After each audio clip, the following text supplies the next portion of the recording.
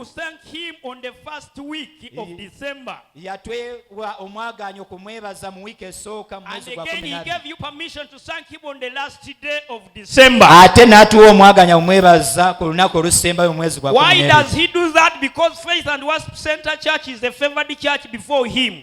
Kubanga ekkanisa ya Faith and Worship Center Church kitegeeza eganja mu maaso ga Katonda. Hallelujah. Amen. And if you doubt it, maybe you will go to Google and you Google and ask God. Bw'oba okyagala osobola kugenda ku Google n'okibuuza ne Katonda. Hallelujah. Amina. But for us, we know very well because we live by faith. Kubanga ffe tukimanyi bulungi kuba tubeerawo lwa kukkiriza. The Father whom I'm serving, he told me, Katonda gw'empeereza yaŋŋamba. let in those years of 2,000 years, in the 2,000 years, Mu myaka gw'enkumi bbiri and he said, n'aŋŋamba. you will live by faith. N'aŋŋamba nti ojja kubeerawo lwa kukkiriza. My son, Mutabani wange you will live by faith. ojja kubeerawo lwa So kukkiriza. whatever I tell you, I have faith that it is already existing in heaven. Kubanga kye mbagamba nina obukakafu nti waliwo okukkiriza I okuli remember this omukulu. is a church that I reported to you that God gave the church the angel from heaven to guide it. Yeno kyaki yennyini gye nabagamba nti waliwo malayika eyampeebwa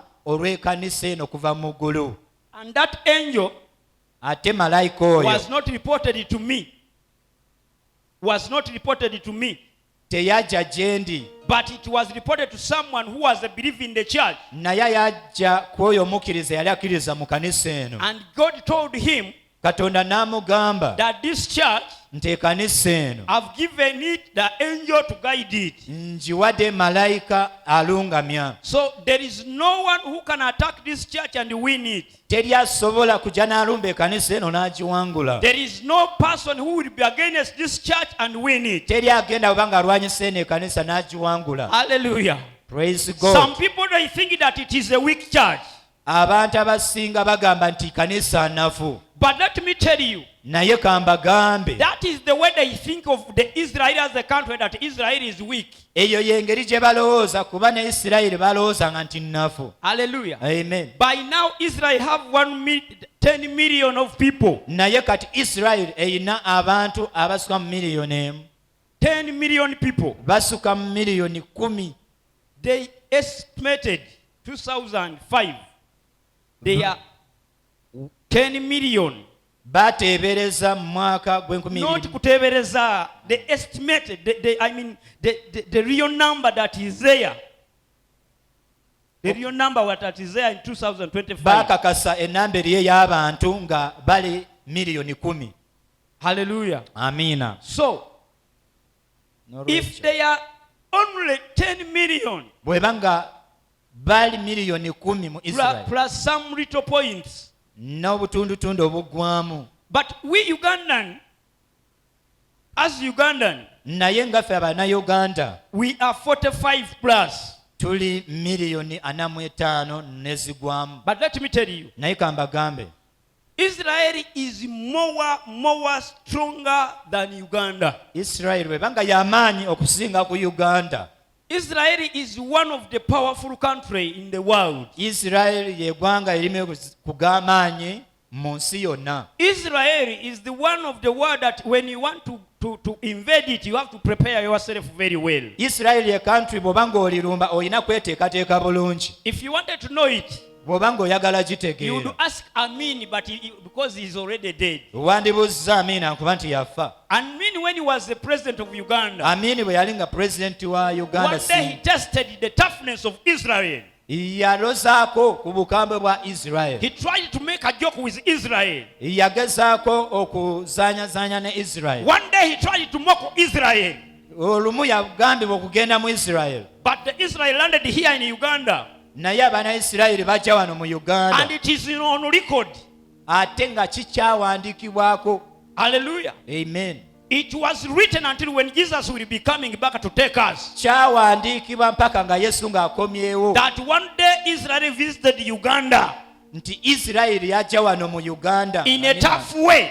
Mu bukambwe ennyo. They boarded an aeroplane. Wajja wano ennyonyi. And when they reached on Entebbe airport, Bwe yatuuka ku Entebbe. when it was about to land down, bwe yali ng'enaatera okugwa wansi, all the electricity around was off.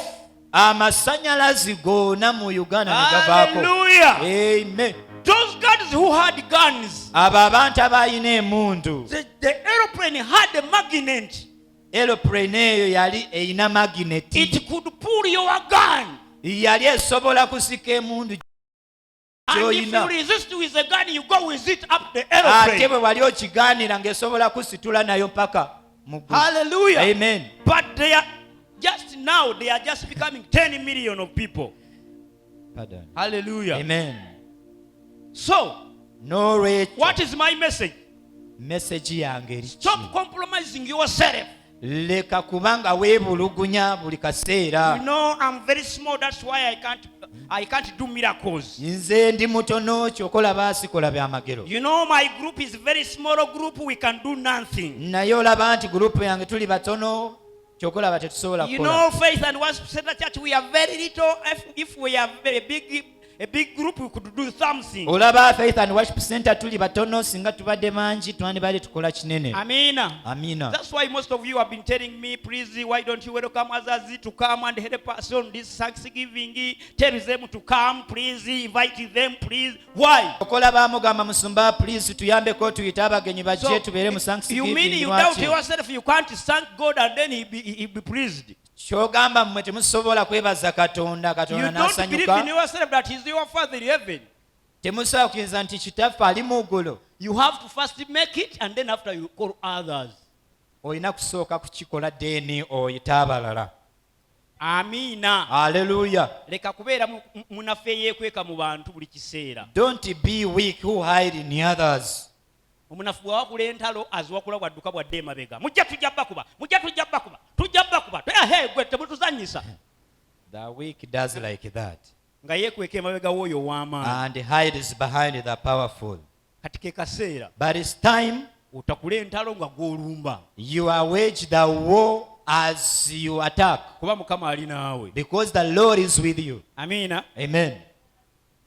The Lord is good, I will lift him higher, higher and higher. Mukama mulungi nja musitula waggulu waggulu ate waggulu nnyo. Olwayo twebaza Mukama. Today we thank the Lord because has made it for us. Eggulu ekawungeezi, In the evening I was totally sick. mbadde mulwadde. And there are few people who knew that I'm sick. Ate wabaddewo abantu batonotono abadde bakimanyi nti mbadde mulwadde. Omutwe gwabadde gunkuba seriously side eno. The headache was paining me so much this side. And I went to my bed. Nengenda mu buliri bwange. Let me tell you, they would tell you that the man is dead. Kambagambe bandibagambye nti omusajja kaweddemu. Because I went to sleep when I was feeling as if I'm about to go to heaven. Naye basse nga mpulira nti mu butuufu azifu ngenda mu ggulu. But remember, today was a Thanksgiving. Naye ate jjukira nti leero olubadde lunaku lwa kwebaza. I told God, Ne ngamba Mukama tomorrow is a Thanksgiving day. nti enkya lunaku lwa kwebaza. Let me go to my bed and lie down. Leka ngende mu buliri bwange neebakeko. You come and give me medicine while I'm at bed. Ojja kunjanjaba ate nga ndi ku buliri. Amina. Amen. But yesterday we had doctors here. Naye ekyo tubadde n'abasawo wano. We were visited by the doctors around here. Abasawo baatukyaliddeko And they wano. were making a medical check-up. Ate babadde batukebera. Hallelujah. Obulamu bwaffe nga bwe But buyimiridde. for me, I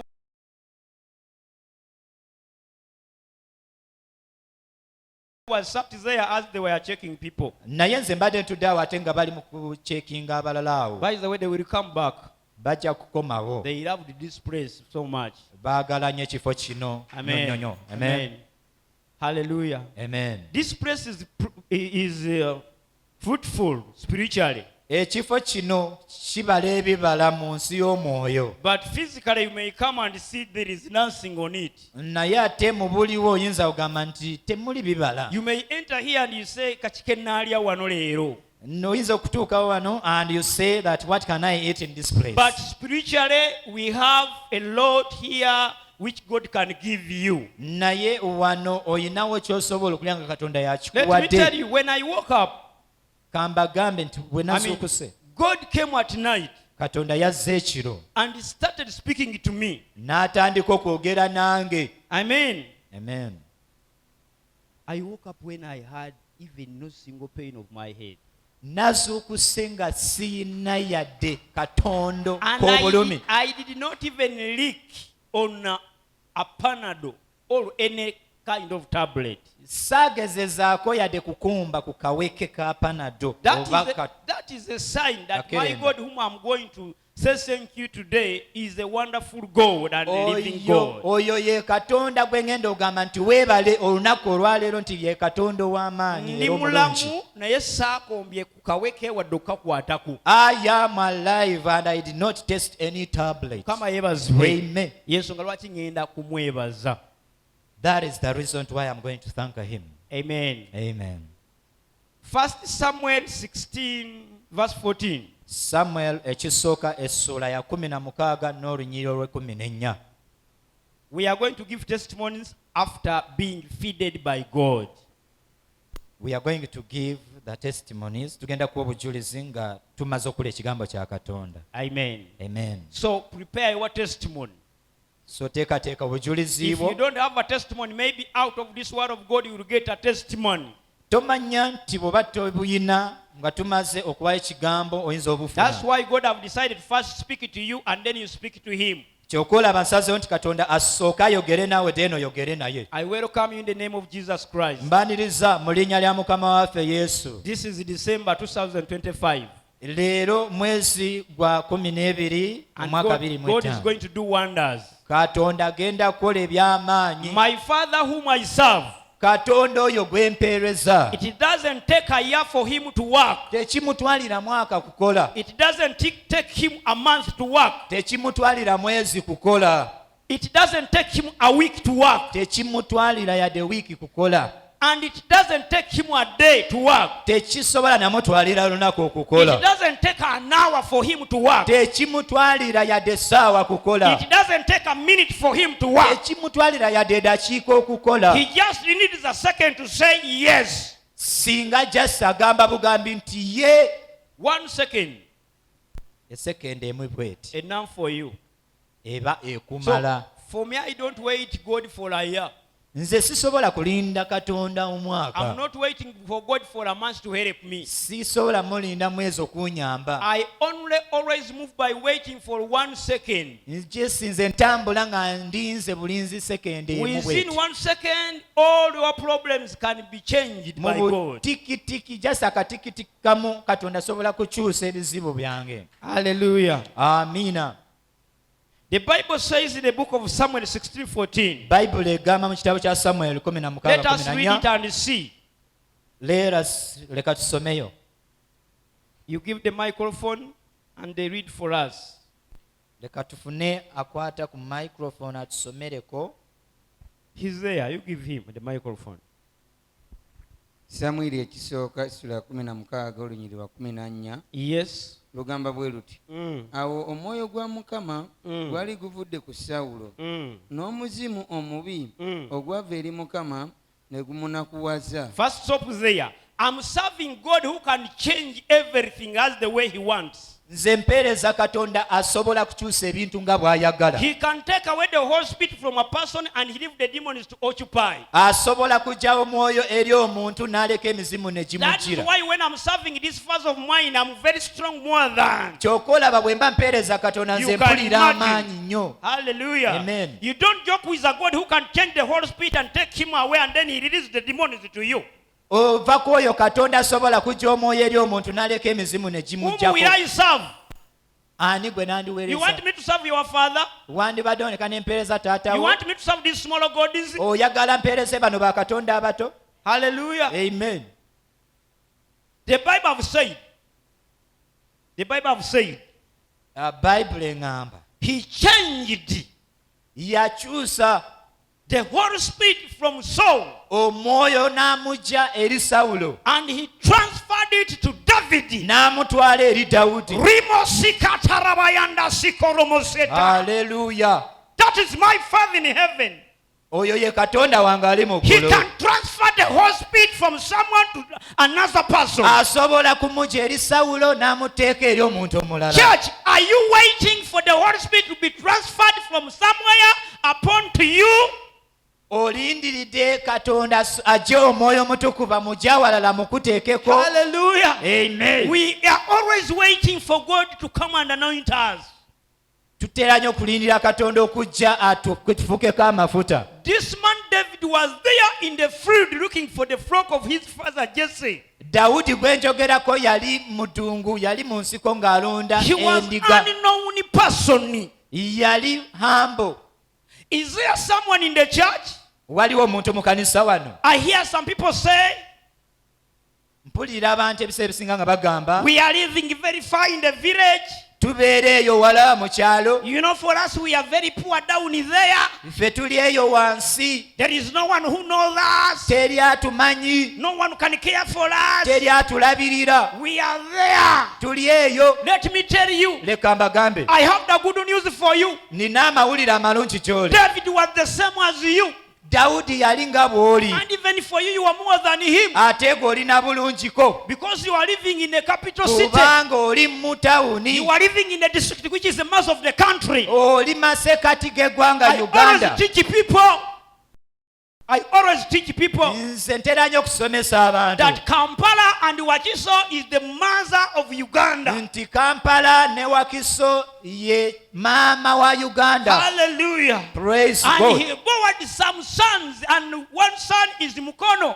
Ate nga eyina abaana mu Another baana son bwe is in Mukono. Fiji. Ate omwana omulala ye Mpigi. You may bring Luwero there. Osobola n'okuleeta Luweero. Hallelujah. Amen. But the mother and father is Kampala and Wakiso. Taata maama ye So Kampala when ate you ne live Wakiso. in these two districts, Bw'ona alekulira zino districts you bbiri. can't tell someone that for me, you know, I'm down in there. There is no one who knows me. Tosobola le kugamba nti nze ndi eyo wala teri amanyi. Shame upon you. Yoswadde. When you are living here in the Maza district and you say there is no one who knows you. Bw'oba oli wano mu kibuga tosobola kugamba nti wali amanyi. Amina. Amen. Even if, let me tell you, if it is the president of Uganda and they give him some news Leka mbabuulire nti n'oba nabeera pulezidenti wa Uganda n'akuwa amawulire that we saw 100 people moving around Wakiso but we don't know them very well. nti twafunye abantu abatambula mu Wakiso 1,000 nga tetubamanyi. Waire when he's carrying a cup of tea to take and drink. Pardon?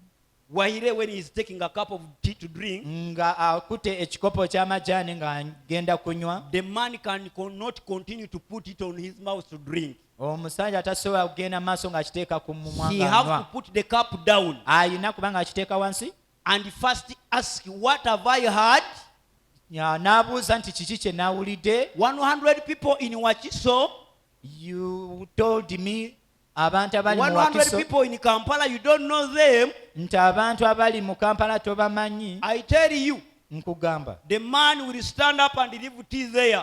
omusajja oyo asobola kuyimirira n'aleka caayi He awo will start calling the commandant of Ugandans. n'atandika okuyita bakomanda ba General Uganda. Muhoozi, I heard something. What is there? N'ayita General Muhoozi n'agamba hey waliwo kye nawulidde. Hallelujah. Praise He God. can come to Alupo and ask what is happening in Wakiso. Asobola kugenda ku vice wa pulezidenti oyo Alupo Jessica He can n'amugamba. ask Nabanja what is going on there. N'agamba n'abaminisita naye n'amugamba ensonga.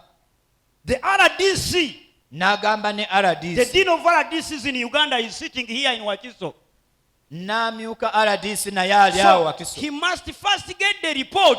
Ayina kusooka n'afuna report. But let me tell you, Leka mbabuulire. if they tell him that something is happening there in Kyankwanzi down there, Bwana bagamba nti waliwo ekintu ekiri eyo kyankwanzi wansi he eyo. first take some tea. What have you said? Asooka n'anywa makajaayi n'agamba kiki oyogedde. Hallelujah. Praise Kyembadde God. njagala kugamba kyekiriwa. What I wanted to tell you is this. You are living in a very special place in Uganda. Obeera mu kifo nga kya njawulo nnyo wano mu You Uganda. are one of the special people in Uganda. Oli omu ku bantu ab'enjawulo wano mu Uganda engalo You ez'amaanyi. are living in the head of the country. Oli ku mutwe gwa Uganda You are eno. living nearby the state house of Uganda. Oli wano olinnaanye ne State House ya All the Uganda. banks which are holding money around here. N'ebifo ebituliraanyewo wano. So you people wake up. Bantu mwe muzuukuke. toyinza kuddamu kuŋŋamba nti genda obeere Mpigi saagalayo. You cannot tell me again to go and live in Mpigi. I do not want to live. Tosobola kunsindika Mityana namalayo emyaka 8 saagalayo. You cannot send me to Mityana to live there. Njagala Wakiso. I need Wakiso. Wakiso bwe nnyiiga obulungi nga nakalanye entambula bigende ngenda mu Kampala mu town wakati. If I get angry of Wakiso, I can move away. Even and I one go day to my I've ever village. moved here by foot and I went there town to State Square. Nali ntambuddeko n'ebigere no n'engenda eyo ku State Square. Footing. Nga ntambula. No transportation. Nga tewali ntambula yonna. Amina. Praise God. David Dawudi was living very far yali abeereyo ewala in the field. mu nsiko, But I thank God whom I serve. naye nagambye nti Katonda ono gwe mpeereza. And let me tell you, Naye kambagambe, Saul was living in the capital city of Israel. Sawulo yali abeera mu kibuga ekikulu ekya Isirayiri. Saul was living in a palace. Sawulo yali abeera mu lubiri lwa kabaka. Saul was a king of Israel. Sawulo yali chifu wa Isirayiri. But the God of heavens came and transferred the Holy Spirit from him. Naye Katonda w'eggulu n'ensi n'ajja omwoyo we n'amuteeka ku May Dawudi. God change the rebellious people his anointing and bring it and press it upon you. Katonda nsaba ajje amafuta eri abantu agakuteekeko. And my father is moving around the church today. Ate ne kitange ali muggulu, ali mu nnyumba wano atambula. He's here monitoring his people. Ali wano agenda atukeberako. But I wonder when he find you when you are sleeping before Naye him. neewuunya okubanga akusanga nga weebaka. This is not a day of dozing. Bw'ebanga si lunaku lwa kwebaka. This is not a day of dozing. Luno si lunaku lwa kwebaka. It is a day of waking up. Lwe lunaku lwa kuzuukuka. It is a day of tapping the anointing which will help you 2026. Lunaku lwa kukwata ku mafuta. Let me tell you this. Kambabuulire kino. God is going to give you something which you do not even expect. Katonda ali ready okuwa ekintu ky'obadde tosuubira. God is going to give you something that you are not worthy for. Katonda agenda kuwa ekintu ky'obadde toyagala na kwagala. God is going to do a miracle that even you don't deserve it. Katonda agenda kukola ekyamagero nga tobadde okisaanira n'okisaanira. Thank you, Father. Weebale Mukama. Thank you, Jesus. Weebale Yesu. My heavenly Father, come and do it to me Weebale Yesu. because I'm waiting for it. Nkulinze. Amen. Amen. I'm waiting. Nindiridde. I'm waiting for that transformation. Nindiridde okwo okukyusibwa. Hallelujah. Amen. So I'm already anointed by God to come and serve Him. Already nina amafuta g'okumuweereza. But also I'm waiting for another appointment. Naye era nindiridde okubeerwa nga He mpeerezebwa can give buweereza more obulala. appointments to earth. Hallelujah. Amen. He can transfer anytime. Asobola okukyusa akaseera konna. You are here. You don't know that God can transfer the anointing from one office and He brings that anointing upon you and you go and work in that office. Oli wano naye tomanyi nti Katonda asobola kukyusa ofiisi n'agikuteekako ebadde ya mulala. Amen. Amen. Ne bw'oba tewasoma. Even though you did not go to school. Kati bwe ntandika ebyo abantu batandika okuwulira nga ninga agera engero sigera ngero. When I started that, people see as if I'm telling stories. Dokita gwe twabadde naye wano yaleese ebyuma ebikebera. The doctor whom we were with yesterday brought machines that do tests. Si yasoma ennyo ekiri awo. Did not go beyond in education. Era yawufuna bufunyi mafuta agava mu ggulu. Just got anointing from heaven. Atuula walinaanye nnyo okugulu abakozi ne bakola. Sits there and the workers are doing their work. Kama yeebazibwe. Amen. Katonda asobola okufuula dokita. God can make you a doctor. Katonda asobola okuyingiza mu ofiisi mw'otasaana kubeera. God can make you sit in the office that you do not expect. My Father can force you to stay somewhere where you are not deserved to stay. Nange Katonda asobola kutwala n'olinnya w'obadde tosaanira kulinnya. Serwadda yali tasobola kubeera mu Wakiso kuba Serwadda nga ye omwana w'omuntu. Nange nga Serwadda nali sobola kubeera Wakiso nze nga nze. Amiina. Amen. Nakola ennumba Kampala since I was 13 years of age. Pardon. I made an attack on Kampala city when I was 13 of years. Nze nalumba mu kibuga nga nina emyaka 13. I start started to struggle with the town. ne ntandika okulwanagana okubeera wano mu kibuga. Hallelujah. Praise God. The city could slap me.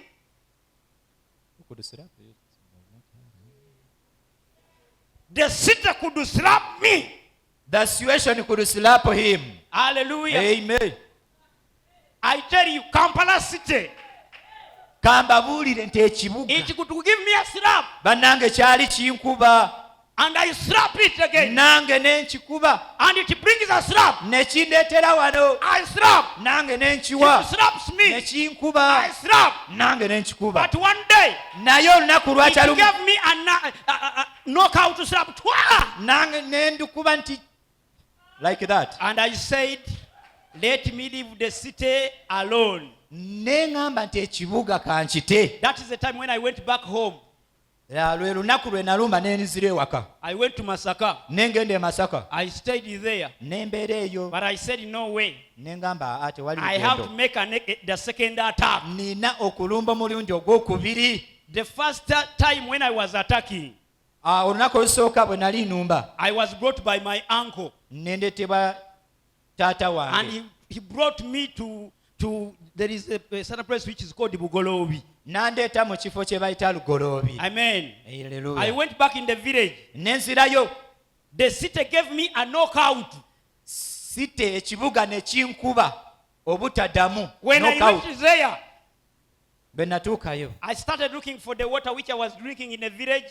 ne ntandika kunoonya amazzi ge nali nywa mu kyalo. I started to look after the food which I eat in the village. ne ntandika okunoonya emmere gye nali ndya mu kyalo. I was waiting to feel the voice of the cars and the motorcycles. They were not there. ne ntandika okunoonyeza ku maloboozi ga motoka ge I nali started mpulira nga looking for the tegaliwo. electricity where it was nowhere to ne be ntandika seen. okunoonya amasannyalaze nga sigalaba. I gained the power again. ate ne nziramu I amaanyi. said, I'm living now in a wrong place. ne ŋŋamba nti ndi mu kifo The kikyamu right kati. place to live in is a city. ekifo ekituufu ky'okubeeramu ate tawuni. I came and made an attack, the second attack, ne nzija omulundi ogwokubiri n'ennumba ekibuga. again in Kampala Bugolobi.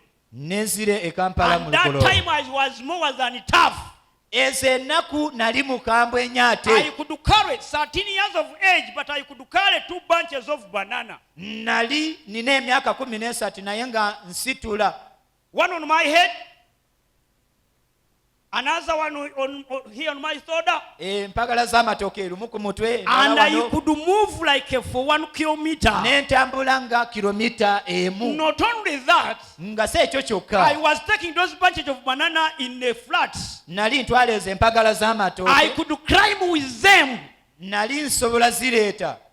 Amen. Haleluya. Within those years, mwegyo emyaka I was pushing the wheelbarrow. nali banansindika wirubalo. I struggled nendwana from putting on the head. okugiteeka ku mutwe. I started renting a wheelbarrow. ne ntandika okusindika wirubalo. Hallelujah. Praise God. And now I was more powerful awo nali n'amaanyi because I could put on like 4 bunches. kubanga nali nsobola kuteekako ebiwago 4. And I had the common sense. ate nalina sense I zange could nga mark on one zikola. bunch, Bugolobi, flats 4, 3A. n'agamba nti And I could mark another one. This is going in Bugolobi flats 5C. n'agamba nti luno oluwago olugenda bugoloobi ku nyumba And bweti. this fish is going in block 8 C4. bino ebyennyanja ate bigenda ku nyumba bweti C4. And then I could go with my wheelbarrow. ate awo ne nkwata wirubalo yange. We could call it gadi gadi by then. twali tugiyita galigali mu ebyo ebiseera. Hallelujah. Praise God. And I could take the first route I could hunt for the work from morning up to 10. nali nkola okuva ku makya mpaka ssaawa 4. Then from 10 to 11, I'm taking the first route. ate kuva ssaawa 4 mpaka 5 nga ntwala luuti esooka. By that time, I was so powerful then. ezo ennaku nalina amaanyi. But for the first time, naye omulundi ogwasooka sawa nga bweziti abantu babanga bagenda kulya kyamisana nga nze lwenywa cyayi. like this time people could go and take lunch whereas me I'm taking tea, morning tea, Kubanga lunch yali ya siringi 5. because tea was for only 500. Lunch Lunch was for 500. cyayi nga wa 2. That tea, morning tea was for only 200. kati baabanga bafuna eziri ekyemisana nga nze nfuna za caayi. So as they could get money for lunch, me I could get for baabanga break. bali ekyemisana nga nze nywa caayi. As they could take lunch, for me I could take breakfast. bwe baabanga bali ekyeggulo kitegeeza nze bwe nabanga nfuna ekyemisana. As they could take supper, for me I could get lunch. Now, ebintu tebyali byangu. things were not naye easy. waliyo katonda mu ggulu But there is God in heaven ayatonda eggulu n'ensi. who created heavens and the earth. Amen. Amen. I struggled again. Nendwana. Tell your neighbor that that was the second round. Gamba neighbor nti ogwo gwali mulundi gwa kubiri. Amen. Hallelujah. Again the city did the same issue. Era ekibuga ne kikola kye kimu. It slapped me. Ne kinkuba. I slapped it. Nenkuba. It slapped me. Nenkuba. I gave it. Nenkuba. It gave me. Ne kinkuba. I gave it. Nenkikuba. It gave me. Ne kinkuba. I collapsed. Nenzirika. By that time, I said, let me go back in the village Mu now. kiseera ekyo ne ngamba kanzireyo mu kyalo. The city have defeated me again. Ekibuga banange kinemye kimpangudde. It's such a long story. Mmwe y'emboozi empanvu bw'eti. Amen. Haleluya. I went back. Nenzirayo. But let me tell you, Naye kambabuule. but this time it was God's command. Ku lunaku ku kaseera kano ate lwe naddayo Katonda yali andagiridde. I took like some 10 years in the village. Ne ntwala emyaka nga 10 nga ndi mu kyalo. God came with a command. Katonda najja He said, n'aŋŋamba I'm taking you back to the city. nkuzaayo mu kibuga. Kati ne bwe weeyambula engoye n'omala wiiki nga tokyayambala ng'otambula oli bwereere kuno nga bwonsera siyinza kudda mu kyalo. Even if now you undress yourself and you move naked and you Oswala tell me to go back, I cannot go back. emmindi n'ekufumuukako n'otegeera ng'oli bwereere n'oddamu n'oyambala nga nze nkulaba bwe nti. Even if you bewitch me, you move naked, you do whatever you do to go back to village, I cannot. ku luno eyaŋŋamba okujja yali Mukama. For this time, who told me was God. Ate tawuni terekeraawo okusiraapinga. God did not command me to be Eddamu slapped. neereeta empi zaayo. Naye kati omanyi kye nkola? The town started slapping me, but do you know what I do now? I changed the style. Nkyusaamu When it enkola. gives me a slap, pa! If it slaps me like this, I give it twa. njiwa When it nereeta brings again here, nereeta wano. I I will not si byakusaaga. praise God. Hallelujah. Amen. Ku luno si byakola ki? For this time, it Katonda is bw'aba not akulagidde joking. okola ekintu ggyamu omuzannyo. If God commands you to do something, stop Amina. joking. Amen. Era ne bwe kiba ekibuga kinkubye oliyo omusaayi ne gujja. Even if now the city slaps me and I breathe, Nzika bussi wansi. I just move, I go Ne down. ŋŋamba ayi Mukama I nkwebaza. say, oh my Lord, thank you. Kubanga omusaayi guguno gujja ekibuga kinkubye. Because I'm bleeding, the city has slapped me. Naye waŋŋamba nina kubeera mu kibuga. But you told me that I'm supposed to be in the city. awo ngolokawo nga ndi mafiya. There I move as Ne ndeeta ddabo siraabu. Ta ta ta ta ta. I bring slaps like that. Twi, twi, twi, twi, twi. Amina. Amen. Ate mwe mbagamba ebintu mwe ne mulowooza ndi mu kusaaga. If I- Spiritually. If I tell you these Spiritually things, these things happen to you you. think I'm joking. Naye bino ebintu bibeerawo mu nsi ya mwoyo. That's why ofuna ekizibu n'okaabira omwezi mulamba ng'okaaba buli lunaku ojja don't cry for the whole day. That's why you get problems and you start crying like that. But don't cry the whole day. Ekiro omutwe gwawadde gunzita gwagala kumbalulira wano bwe guti.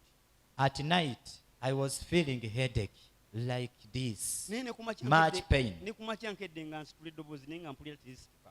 Even in the morning, I was trying to lift my tongue to speak, but I could not feel it. Era ne neebuulira enjiri. And I started preaching myself. Kati nga bw'oyambadde As you are putting on, kakati atirisitofaayo. don't mind. Ogenda kwogera mpola mpola. You are going to speak slowly, slowly. Omukisa mpola mpola ogenda Mukama abawo omukisa. Bless people slowly, slowly. Naye amaanyi ga Katonda bwe gamala okukka. But when the power of God reigns Ebintu bikyuka. on me, things do change. Mukama yeebazibwe. Praise God. Katonda agenda kuteeka mu kifo mw'otosuubira kubeera. God is going to plant you in the place that you do not expect. Katonda agenda kuwa obugabirizi bw'otosuubira kuba God is nabwo. going to bring provision to you that you do not expect. Katonda agenda kuwa ssente z'otosuubira kuba nazo. God is going to give you money that you do not Katonda expect. agenda kuwa omukyala gw'otosuubira kuba naye God nga is going to takusaana. give you a wife that you do not expect. Katonda agenda kuwa omwami nga God takusaanira. is going to give you a husband that do not expect. Katonda agenda kuwa emmotoka nga tekusaana. The car that do not concern you. Katonda ajja kuwa amaka bajje babuuza ani nannyini wa wano nga naye nga babuuza He ggwe. is going to give you a home and they ask Naye themselves. agenda kikola atya? But how is he going to do The it? Bible says, Bible egamba my child shall live by faith. nti omuntu ajja kubeerangawo lwakukkiriza. Bw'oliremererwa okubeera n'okukkiriza nti Katonda asobola, then forget about anything that I've prophesied from you. Bwonna abeerawo ng'omanyi nti tokkiriza. This prophecy will do nothing to you Buno obunnabbi tebujja kugasa gy'oli if you don't have faith in you. bw'otabeera na kukkiriza mu ggwe. Daddy yaŋŋamba, My father told me, mutabani, my son, ojja kubeera mulamu lwakukkiriza. you will live by faith.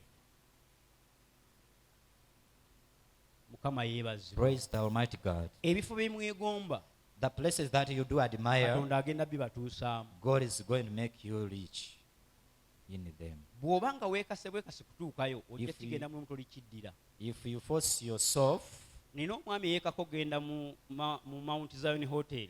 there is a man who forced himself to go to Mount Zion Hotel Ne yeeteekamu okwekakaabiriza.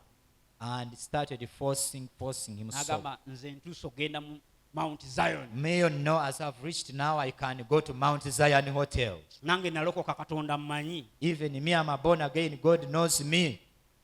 Yalinamu nnusu 1,000 mu ebi.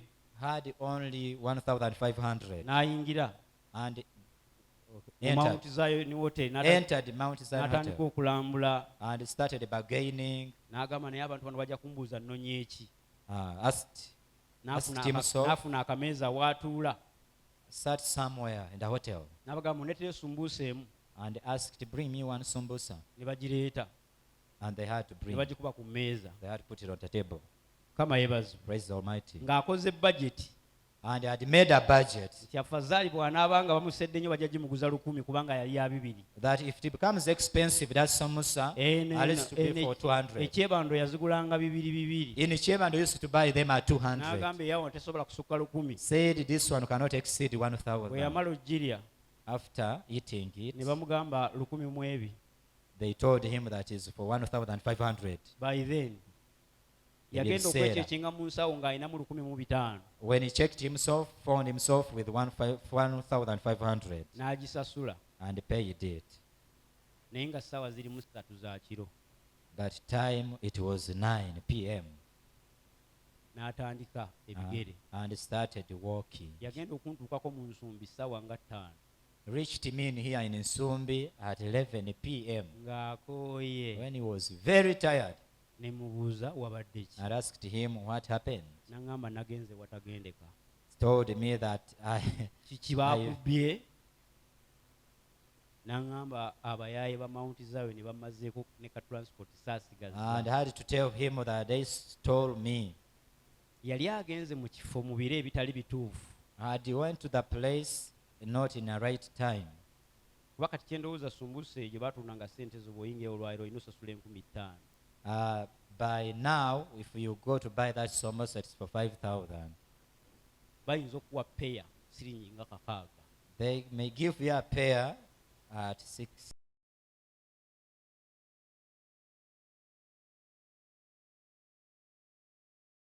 Genda kulya mu bifo mw'otasaanira kulya. You are going to eat in places that do not concern you.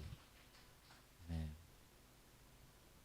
Era nze saakola lugezigezi lwonna lulumba hoteri yonna wano mu Uganda. And for me, I've never visited an expensive hotel. Olwo lugezigezi Mukama yali yalunzijja. I do not wiseek to that extent. Saayingira hoteri yonna ne bwe nalengeranga omulyango gwa eri nayitanga eno wala. I've never visited one. I could pass far away from them. Mukama yeebazibwe. Praise Almighty Naye God. ndabye Mukama nga nnwanira entalo ezisinga obunene. But I have seen God fighting my battles that are powerful than me. N'akolako maana n'andagira gwe yita ogenda olina bali abakungu. And I had to command me that pass here, you go and eat with those men. Mukama yeebazibwe. Hallelujah. nina we nalya lunch nga balina okutucekinga emirundi 6. There is why I ate lunch whereby they need to check you Naye nga 6 tugenda kulya. times. But we are going to eat. Ne bakukebera wano, They test you here. ne bakukebera They wali, check you there. ne bakukebera They wali. check you from there. Naye nali neetegese ne mbaga mujja kunkebera mukoowe ate ntuuke. But I was prepared to tell them that you will check me, but I will reach. Bassebo ne bannyabo baba nga bakwaniriza ku mbaga yonna nga yakuceekingibwa tuleka ng'endaga mu nteemabega. When you go to party whereby they need to check you, please take a national ID. Bw'osuubiranga abantu tebaagala biwandiiko bya buyigirize tobirekanga mabega. When you expect to ask you the documents for your Bw'oneeyitamu education, don't leave them bw'oneeyitamu behind. olugezigezi ogenda kuyimba nnyimba za bugembe. Nakoma ku geeti ne banziza. You want Isaac that you go and sing songs for pastor. Amen. Hallelujah. Mweteeketeekera okubeera mu kibuga bate ekibuga is a battle. Always prepare to be in the town, naye ekibuga kubeera mu lutalo. Mukama yeebazwe. Praise God. Ate n'ekyalo gye musuubirwa nakyo kyakyuka. And the city changed. Mukama yeebazwe. Praise God.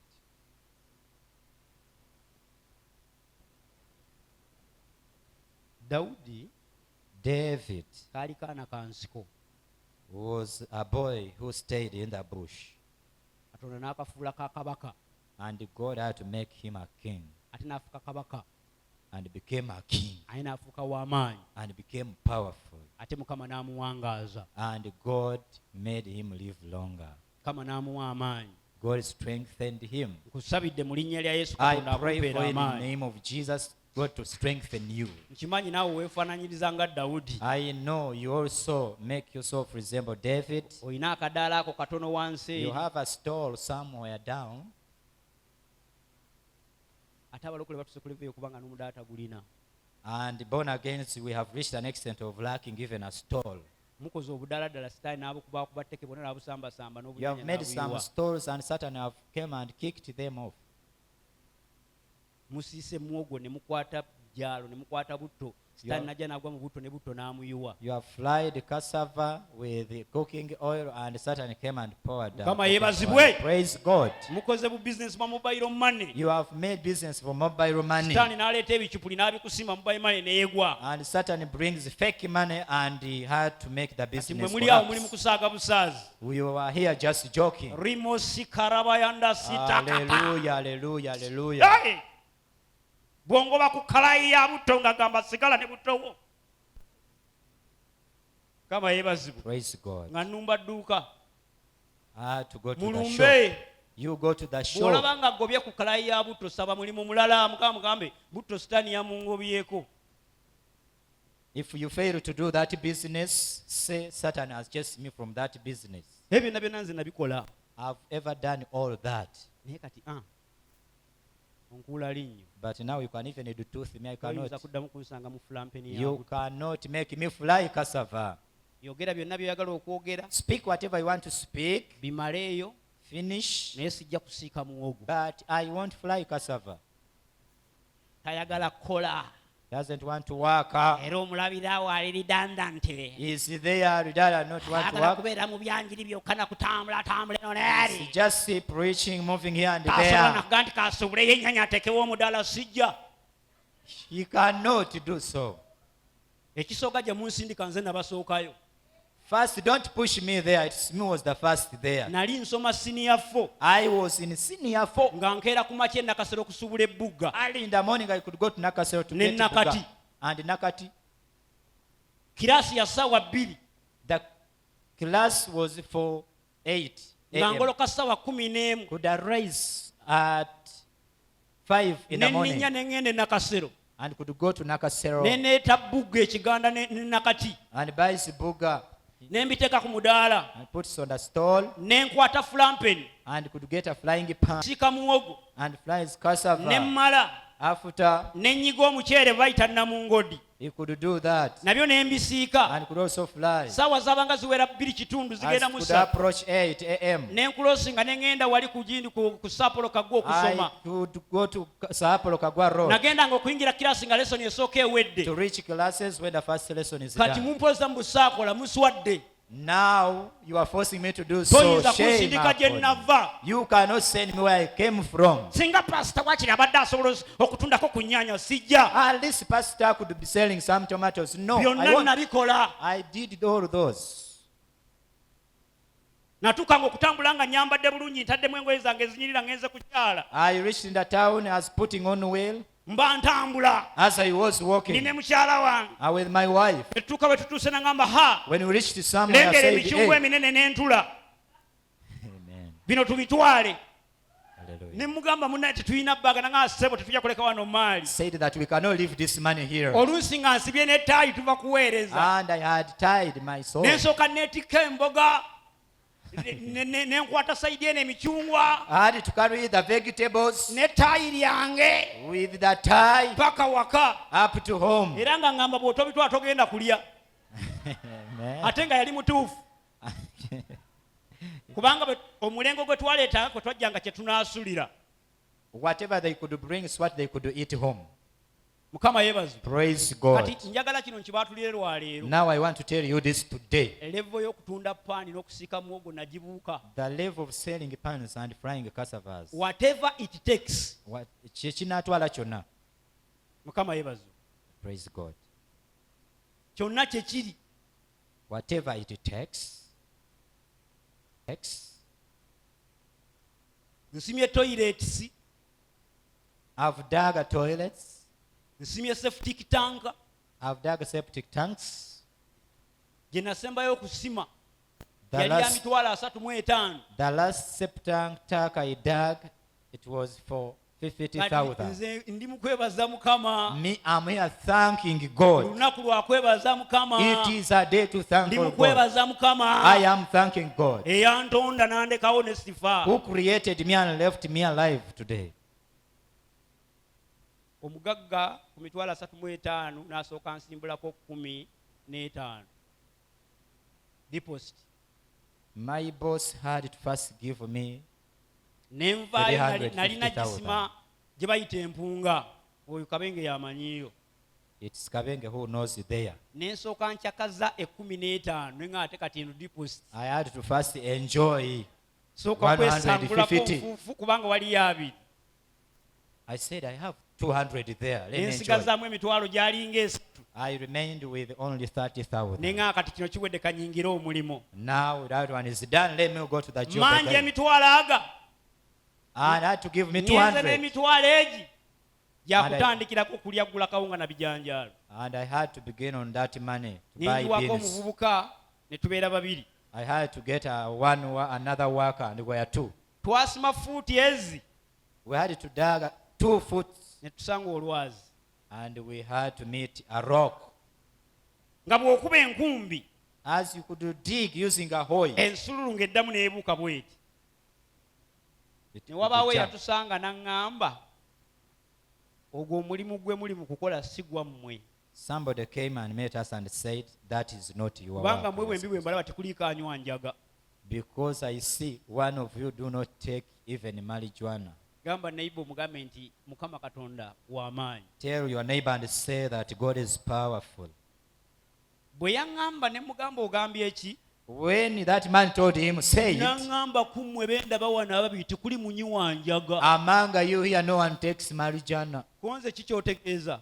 And I asked her, what N'aŋŋamba do you mean? ekyo kye mukola kyagala bayaga. And told them that what you are doing needs people who take Yaŋŋamba marijuana. ebigambo ebyo nagenda okukwata mu nsawo nga mulimu omutwalo. As he was telling me these words, I touched my pockets, I had 10,000. Ntandika okulowooza gye ngenda okujja abayaga. I started thinking of where I can get the people who take marijuana. Ne ntumamu omulenzi mugagenda mu kyalo awo onnoonyezeewo abayaga 2 obaleeti. I told my boy I was with to go Mpunga and look for obukatawuni those awo. people. Eno firimu. Look for them. Eno firimu gye nkugamba yali mu mpunga awo. This is the film I'm telling you. It was just at Mpunga there. Ate nze bwe natandika obazanyira firimu kyakinulisa dda bbali. If I Nze nina firimu. start playing you Nina film, firimu you ze see. mpiseemu nga ziri deadly. They are films that I have passed through. They are like clouds. Nfu nnyo. Nsambye emipiira egitasambika. I have played balls that cannot be played by anyone. Mukama namugamba kyonna kye kiri. God told me whatever nze it siridda takes. nyuma I want to mu go linnya back. lya yesu. I cannot turn back. Yesu ye mulwanyi wange, nze siridda nyuma. God is my fight. I cannot turn back. Sikyakkiriza. I cannot accept. Njakaaba, nja kutuuyana, I will sweat. naye nina kukakasa nti ntambula nzira mu maaso. There is no I reverse. must make sure that I go forward, not Bajja kunsika backwards. empale, They will pull me. oba okasuka mayinja, They will throw stones on me. oba owandula malusu, They will spit on me. oba oyogera biringa ttaka. They will say soil. Naye nze ngenda kunywera nga That me nsimbula I'm nyongera mu going maaso. to become firm, Nako okulinnya nga nzira and bwe I go forward. I won't turn back. Mukama yeebazibwe. Hallelujah. Omuyaga bwe yatuuka ku kinya, When the one who takes marijuana came, agamba kino muli banafu nnyo nammwe. started saying, for you, you are weak. N'asooka n'akiyingiramu, And entered it. n'akuba ensuuluulu nagenda okulaba ng'eyingira munda ng'ekka, And had n'akyongera ey'okubiri. to split the rock, and Naga- the hole naga- entered. Kati mwana mbulira emisaala ng'ayagala buli lwannyuka muwa mutwalo. I told him that whenever finishes the day, Mu ends nsawo with ninamu 10,000. omutwalo, sinnalya. Had 10,000, Ne did gwe not natumye eat. abayaga obbaleeta naye tannalya. Even the boy did not Naye eat. buli muyaga ayagala mutwalo okunyuka, kitegeeza baagala emitwalo ebiri, mu But nsawo the ninamu mutwalo. man they brought wanted Amagezi ne 10,000. ganzijira. Ne mbagamba musooke muve mu kinnya muddeyo ewaka nja banona. The knowledge came and told them, you first Kale go, I wulira will omwana come for tuletedde you. bwereere, ne baddayo. And they had to go. Ne tudda mu meeting ne munnange. Then they had to get a Ne meeting. mugamba kati naye okimanyi tuli ku fuuti 2, twetaaga fuuti 7 But okuka do wansi. you know we are in 2 foot, we need 7 foot down. Ekinnya kyali 7 by 7. The hole, it was 7 by 7. The septic. Kuba 7 bwoti Get 7, n'okuba 7 wansi. then 7 feet down. Omusajja eyampadde omulimu ali Somalia. The man who employed me was in Somalia. Yandekera 15 n'alinnya ennyonyi n'agenda e He Somalia. left me with 150 and I had to go. Kama yebazo. Praise God. Naye twagerengetanya ekinnya paka nga tukituusiza mu fuuti 6. But we had to dig the septic up to 6 foot. Abayaayi nali nabalabye engeri gye bakubamu ensuuluulu. Bwe yakuba eyasooka n'enketta. I had to see how those people dig. Kaakati gwe nali ne mugamba nti kati ffe bayaga. Then I had to tell the boy that for us, we are the ones who do take marijuana now. Nawe ogambye eki? Said what Ne I said. mugamba kati nze naawe ffe banywi b'enjaga. And I had to tell him that for us, it's we now who take the marijuana. Twakitema kiyaga. We had to dig it. Waliwo emirimu gye mbadde nkola nga nagikola kiyaaye. There are some work that I do that in that Kama way. yeebazibwe. Praise God. Naye mu byonna Mukama asigala nga ye Katonda. But now, all in all, God remains God. Kama yeebazibwe. Praise God. Sigenda kwerabira nali ku ssomero omusajja omu mutunzi w'amata I won't forget one day I was at school. yajjanga n'emitwalo 5 There was a man selling milk could come with 50,000. bandaali 50,000. ez'omutwalo A bundle of 10,000. olunaku lumu yambuuza One day asked me, naye Sserwadda but Serwada, wajja kusoma oba wajja kuyisa bivvulu? you came to learn or to make these things pass? Ne mutunuulira ne mugamba najja kusoma. I told him and I said, I came to learn. N'aŋŋamba sikakasa. And said, I'm not sure. Ng'ayambadde jjiini ye muno nga mulimu nga 25 mulimu nga 3. Was putting on a jean here had 200, Ne mutunuulira. here like 300,000. Ne ŋŋamba naye Mukama ye muyinza w'ebintu byonna. I looked at him and I said, God is all Bassebo in ne all. bannyabo namalako siniya 4 ne ngituula. Brethren, I finished senior 4, Naye ye but him ne Mooko teyamukola. even did not write mocks N'abula. and had to go. Mukama yeebaze. Praise God. Nze yalinga obulusiriŋŋanyi ku ssomero. Me, who was like a worm, Katonda At agenda school. kukozesa ekintu oleke na kumanya ngeri gy'okikozeemu. God is going to use you and you want to know how you've done it. Katonda agenda kufuula ekintu oweebuuze n'engeri gy'akikufudde nga togitegeera. God is going to make you somebody and you want to know even how he has made you. Mukama yeebazibwe. Praise Kamalize God. n'ennyiriri zino. Let me end Tugende mu with these kiddako. scriptures and we enter another program.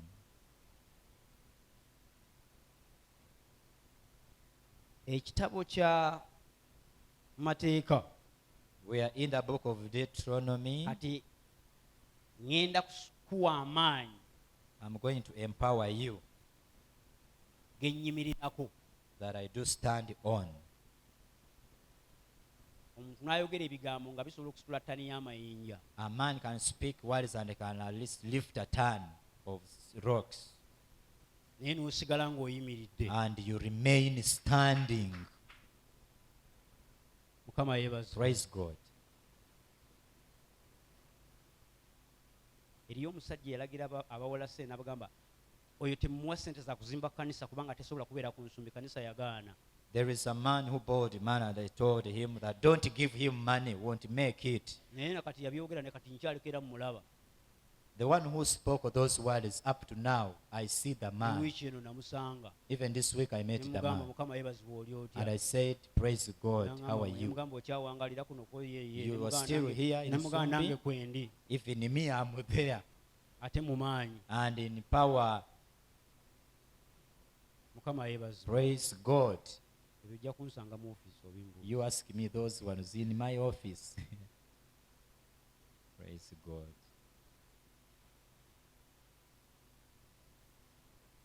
Si kusaaga. It is not a joke. Katonda agenda kukubeeza mu kifo batayagala obeere. God is going to make you live in a place where people do not like you. Abamu ku mmwe Sitaani tabaagala mubeere mu nsumbi. Some of you, Satan do not need Naye you in temukimanyi. Sumbi. But for you don't know. Ofumba obuugi bw'omwana n'obutereeza awo n'osanga buyise n'otomala kibuyiye. Sitaani ayagala kukunyiiza oddeyo mu kyalo. Satan wants to make you annoyed, you go back to the village. Omanyi w'atandikira? Do you know where he starts from? Obuugi obuguze koota, You've bought amata a oguze quarter koota, of posho, milk, you have a amanda waguze quarter, koota, charcoal a quarter, akakopo kayidde mu bulumi, you have burnt a cup, in ate pain. omuzimu gukakubye omugere. Then Satan came and kicked. Kati njagala baloopera. Now I want to report to Ebiseera you. ebimu amata gammwe ago Sitaani yagayiwa. Most especially, Satan is the one that pours that milk you prepare at home. Ayagala munyiige mugende mu kyalo mulunde. Once you to get annoyed, then you go back to the village. Kama yeebazibwe. Praise God. Sitaani abaziyiza mulemere ogenda ku midaala gy'embizzi okugulayo ku mbizzi.